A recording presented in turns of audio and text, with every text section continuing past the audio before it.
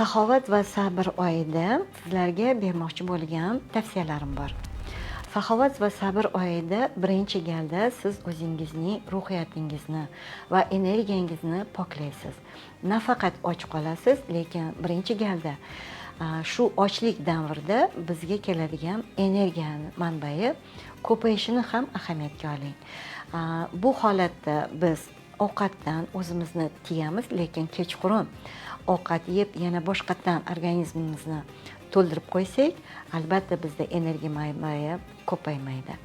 Ikkinchidan, ruhiyatimizni, ya'ni o'zimizning hissiyotlarimizni poklash, birovlar haqida qattiq gapirmaslik, birovlarni muhokama qilmaslik va birovga nisbatan dili og'riydigan so'zlarni, hattoki xayollarni miyamizdan o'tkazmasligimiz, bu bizning ongli ravishda bu oyga kirishimiz bilan bog'liq bo'ladi.